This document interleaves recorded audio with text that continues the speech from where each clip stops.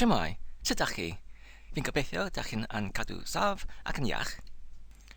Yn y fideo cyn hwn, yn y gyfres sydd yn galw iaith,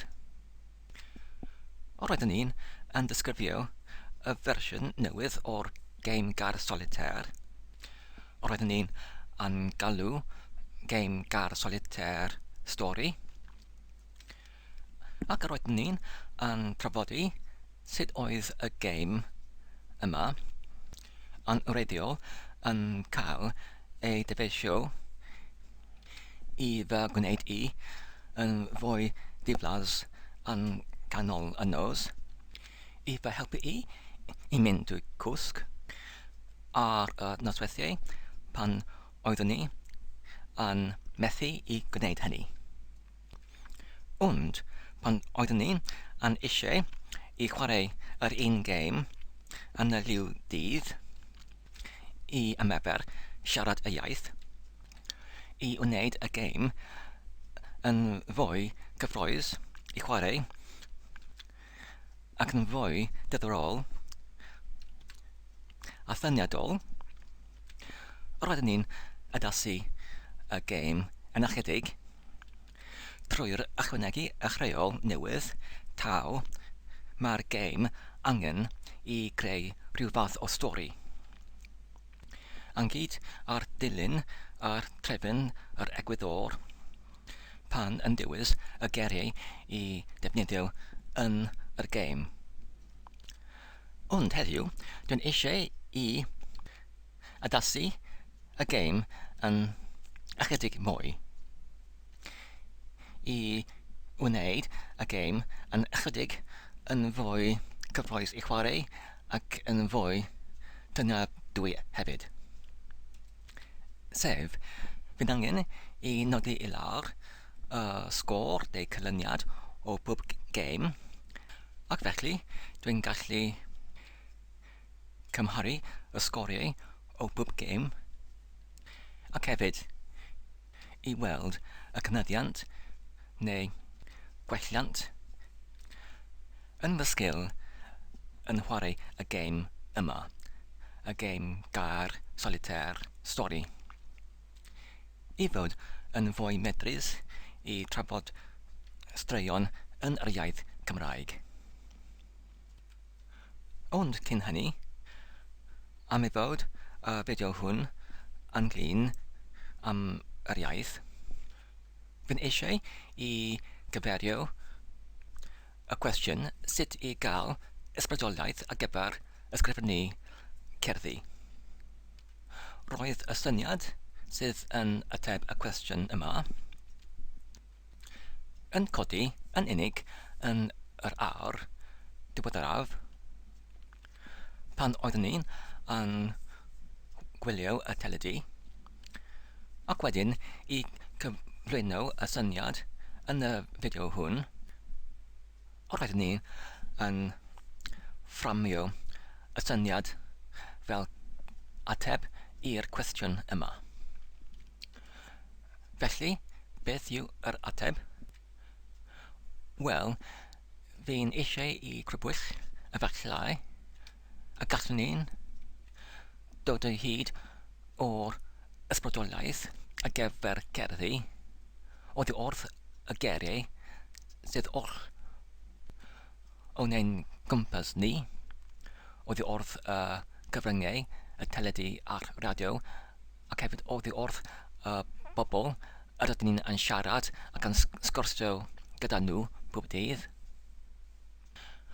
Os y gallem ni yn gwrando yn fanwl ar y geriau sydd yn cael eu sonwyd ac yn gwahaniaethu neu nestlio neu nodi i lawr y rhai sydd yn teimlo yn fwy arbennig, dyna'r y geriau sydd yn gallu achosi ysbrydoliaeth ynom ni, a dyna'r y geriau i ddefnyddio yn ein gerddi ni, yn dydy.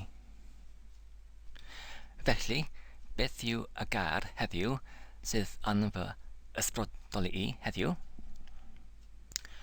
Wel, dwi'n meddwl mae'r gair saff sydd yn fy ysbrydoli I heddiw. Dwi ddim yn gwybod pam, ond dwi'n just yn licio y teimlad ac hefyd ei ehangder. Achos pan maen nhw'n cael ei ynganu yn Cymraeg, maen nhw'n sonio mor siŵr ac hefyd mor sicr yn dydy. Efallai, dim ond fy meddylu ar y fater.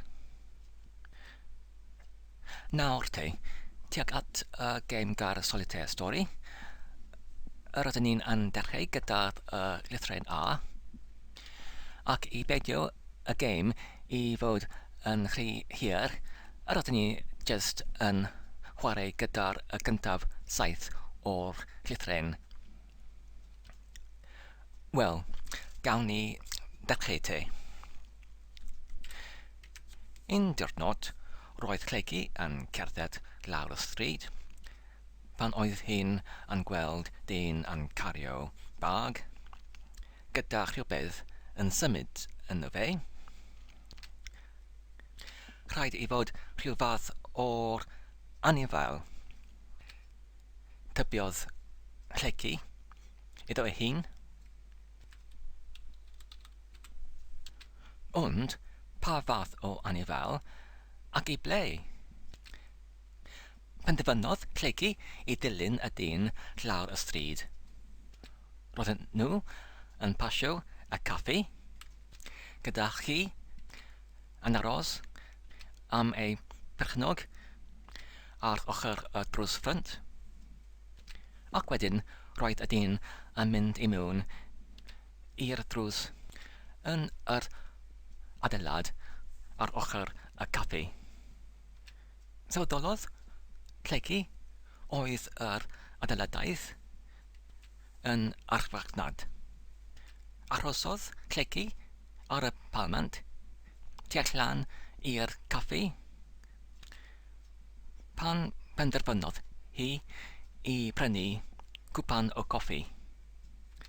5 munud diweddarach, pan oedd Cleggi yn mwynhau ei choffi ar y stryd tu allan i'r caffi ac i'r archfarchnad, roedd pobl yn rhedeg allan o'r drws ffrynt yr archfarchnad yn drysedig.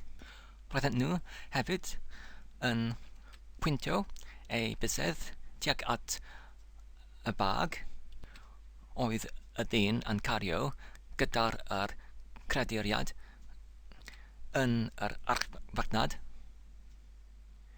ac roedden nhw'n hefyd yn y bychu.